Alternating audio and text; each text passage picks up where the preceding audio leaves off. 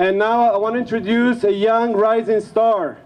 I first heard her speak to the Regents Board of the University of Washington, asking them to divest their funds from fossil fuels. And ever since, I've been a great admirer of her. Her name is Sarra Tekola. She's a 21-year-old senior at the University of Washington, studying environmental science.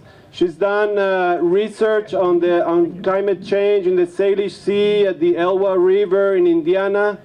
And I introduce you Sarra Tekola.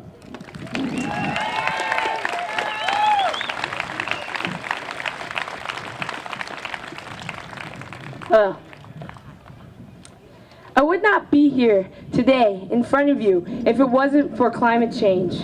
I was born out of climate change. My father came here as a refugee from Ethiopia, and the reason he had to leave was largely because of climate change. My grandfather worked directly under Haile Selassie, the last emperor of the 3,000-year-old Ethiopian monarchy. He left Ethiopia. My father left Ethiopia the day before Selassie was killed in the 1975 military coup.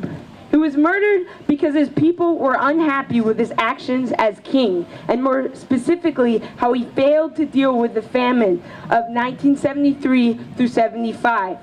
Selassie's failure to address this environmental disaster led to an estimated 200,000 lives being lost, which was one of the main causes for the uprising. The famine of 73 through 75 was a result of desertification, which caused the extension of the Sahara Desert into the agricultural lands and rendered them obsolete. Desertification has been increased by climate change. The drought and famine was not contained to Ethiopia, but also extended into all of the Horn of Africa and has now been ongoing for the last 20 years. Natural disasters such as these are not isolated events, because with natural disasters also come civil unrest. These areas that have been affected by droughts for the last 20 years correlate with the areas that have had civil war during the same time, including the neighboring countries of Somalia, Darfur, and Eritrea. Climate change has no borders. The natural disasters, which were intensified by climate change and resulted in war, led to massive migration. My father was one of those refugees. My dad finally settled in Seattle, Washington, where he met my mom, and years later I arrived. I was born to fight climate change, to right the wrong that forced my father out of his country and away from his family and home, just the way it has and continues to do with countless others. Radical Islam was frequently blamed as a catalyst for the Arab Spring, but it was the rising food prices that brought people out in the street. The Middle East is the largest importer of wheat. And when a once-in-a-century drought in China reduced the wheat supply, it caused food prices to rise 40% in the Middle East, making food unaffordable to many, thus setting the stage for the Arab Spring. Likewise, a 5-year drought in Syria that the Assad regime ignored caused 1.5 million farmers to leave their farms, move to the city, and cause ethnic and religious strife that in the end led to another civil war. Another example is the 200,000 farmers that were displaced from Niger and Chad due to the severe drought and famine. Many of them joined Boko Haram. The Boko Haram then took advantage of the poor response from the Nigerian government to the climatic changes in Nigeria, leading to the poverty and instability that made it easy for the Boko Haram to kidnap over 200 girls and massacre more than 300 civilians. Climate change is the biggest terrorist that the world has ever experienced. And this is one terrorist that America won't be able to bomb its way out of. Perhaps that's why the West has failed to address it. No amount of gunpowder or drones will solve this problem. But just because our governments have failed to address this global security threat does not mean that we can allow for this level of irresponsibility. The conflicts that climate change causes are not retained to poor countries. Climate change does not respect political or national boundaries. Weather is local, climate is global, and climate change is indiscriminate of race, nationality, or culture. Climate change does not care if you are rich or poor, black or white, Canadian or native. When disaster strikes and resources are limited, everyone is just as likely to be drawn into conflict to resolve the disparity, however unequal that resolution may turn out to be. And even though climate change threatens us equally, the results are felt unequally. People of color, women, low income, and indigenous communities are on the front lines of the disastrous effects of climate change. Those who are least responsible are most affected.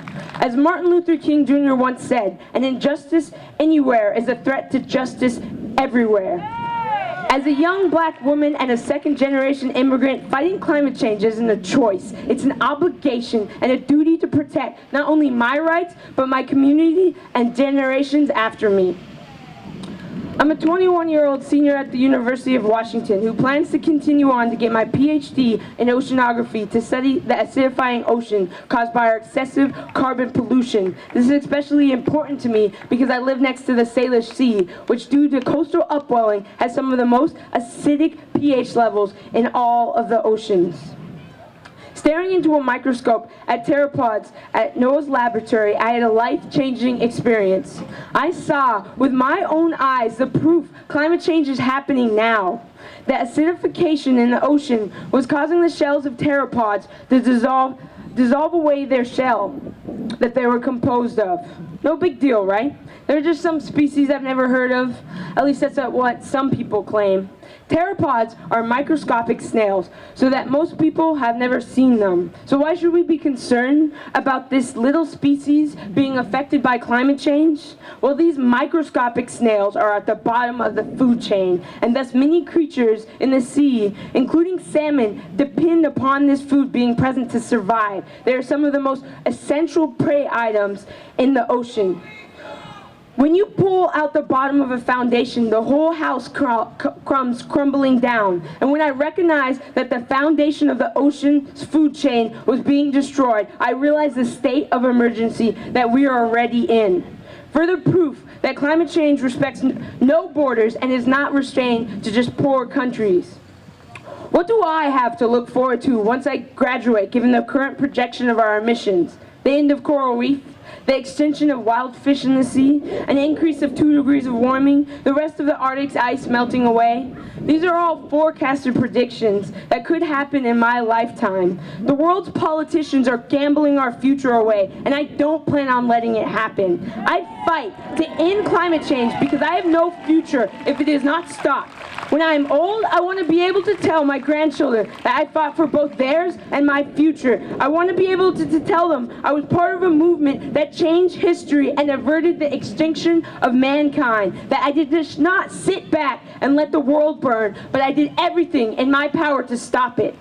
And so even though when it feels like we are but a splash of water on a burning building, if we come together as a collective, we can drown out the flames.